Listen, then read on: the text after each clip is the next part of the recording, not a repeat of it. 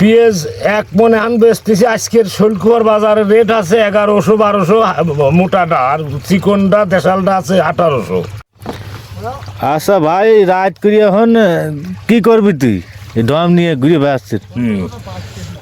এই যে ভাই পানি দেবো, পানিটা পেঁয়াজির জন্যে সারাদিন ধরেন কাজ করে সময় পাইনি, আর রাত্রি পানি দিবি তো ওই জন্যই আর কি করবো।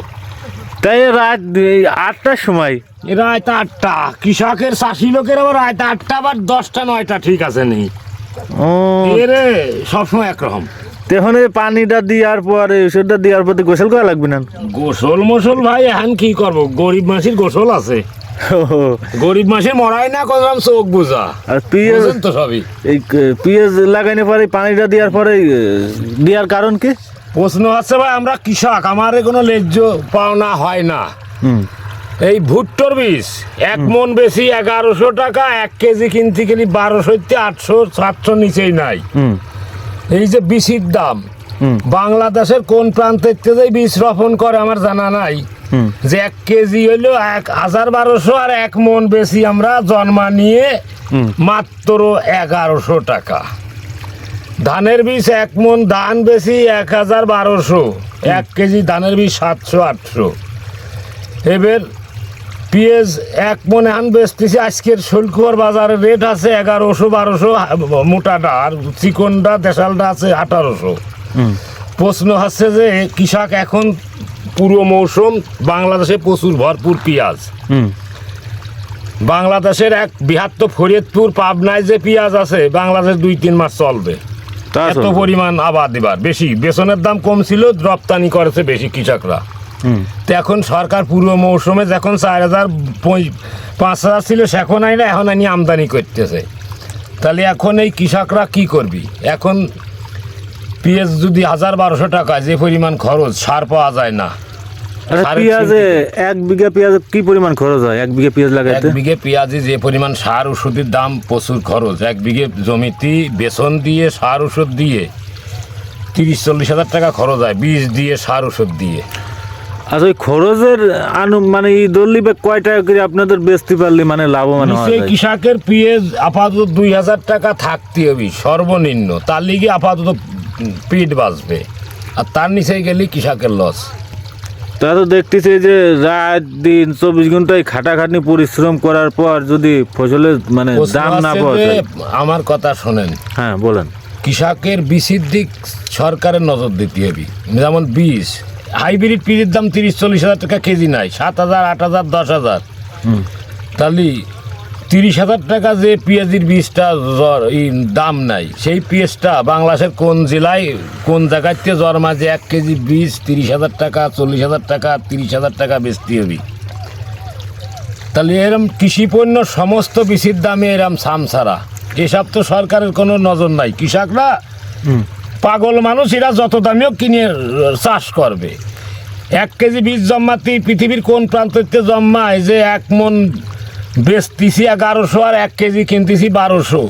এখন মঙ্গল গ্রহেতেই আনে না, এই বাংলা পৃথিবীর যে কোনো রাষ্ট্রেতে এই যে জন্মা উৎপাদন করে এরা নিয়ে আসে। এই যে এত খরচ হয় এদের, যে কোনো বীজ, ফুলকপির বীজ, মূলার বীজ, মানে কয় টাকা রপ্তানি খরচ যে জন্মাতি লাগে আর কত করে কৃষকের কাছ থেকে নিচ্ছে, এটা আমাদের জানার বিষয় না, আমরা জানতেও পারিনি। মানে যে যা চাই তাই আমরা কিনে নিয়ে আসি। বীজের দাম প্রচুর টাকা, মানে দাম দিয়ে কিনতে হয়, কিন্তু বেচার সময় দাম পাওয়া যায় না, কোনো খেয়াল নাই। বীজটা কিভাবে ধরে চাষিদের, সরকার ভ্যাট নিচ্ছে কোম্পানির কাছ থেকে যারা বীজ রপ্তানি করে, আর ওই কোম্পানি ঝাড়তেছে কৃষকের কাছ থেকে। কৃষকের তো জোট নাই, এদের কোনো ঐক্য নাই যে এরা এত দাম কেন নিচ্ছ, কি করতে নেও।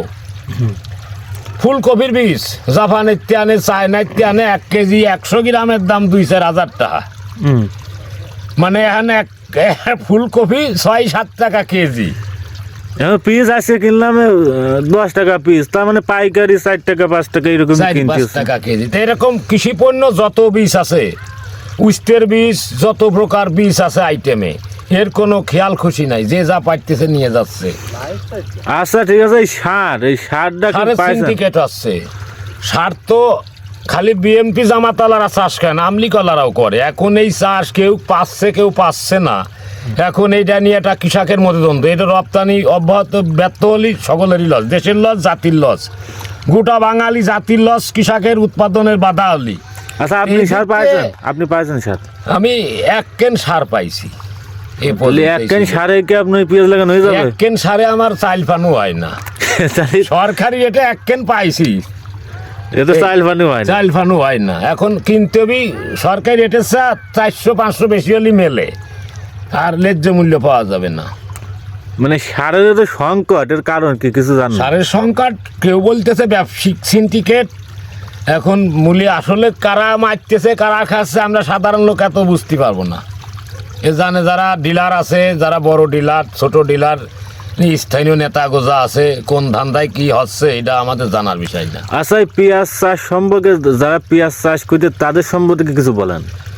পেঁয়াজের চাষ সম্বন্ধে কি বলবো, এখন কৃষকের যদি সার মাটি যে পরিমাণ, আমি 1 কেজি চালির ভাত খাতেই পারি, আমার যদি অজগবি একদিনই ½ কেজি দেওয়া যায় তাহলে তো আমার খিদি হাফ থাকবে, তা তো অবশ্যই। অর্ধেক মেটবে। তো এখন একটা বিঘায় জমিতে 3 বস্তা 2 বস্তা সার লাগে, এখন যদি আমি 1 বস্তা দিই আমার ফসলটা ওইভাবেই হবে, তাহলে রপ্তানি কমিয়ে যাবে। এটা আমার একার লস না, গোটা জাতির লস, দেশের লস। এর দিক সরকারের নজর দেওয়া উচিত। দেশ এবং জাতির ভালোবাসতে হলে কৃষকরা ঠিক মতো সার ওষুধ পাচ্ছে কি পাচ্ছে না একটু তদারকি করা উচিত। আচ্ছা ডিএপি বাদে পেঁয়াজ হয় না? ডিএপি সার দিলাম না। বাদে পেঁয়াজ হয়, এখন জৈব সারটা দিয়ে যেটা আমরা দিতে অভ্যাস করেছি, এর থেকে এখন অজগবি পরিবর্তন হতে তো সময় লাগে। তা তো অবশ্যই। আচ্ছা ঠিক আছে, আপনাকে অসংখ্য ধন্যবাদ কিছু মূল্যবান কথা বলার জন্য। এখন মূল্যবান কথা বলা কি, আমাদের চাওয়া পাওয়া আছে গোটা দেশের 80-82% কৃষক চাষ করি, আমরা রপ্তানি করবো, সারা দেশের মানুষ খাবে। তা আমাদের দিক সরকারের নজর দেওয়া উচিত সবার আজীবনই, যাতে এরা রপ্তানি করলে দেশ এবং জাতির খাদ্য যোগাই আমরা, আমাদের দিক খেয়াল রাখা উচিত। এই যদি সরকার যদি বুঝতো যে চাষিরা রাত দিন 24 ঘন্টায় দেখেন রাত্রি, এখন আমি রাত বাজে 8টা-9টা, এখন আমি পেঁয়াজি ঘাস মারা ঔষধ দেব। আচ্ছা অসংখ্য ধন্যবাদ আপনাকে ভাই কিছু মূল্যবান কথা বলার জন্য। যান ওষুধ দিয়ে আসেন। এই যে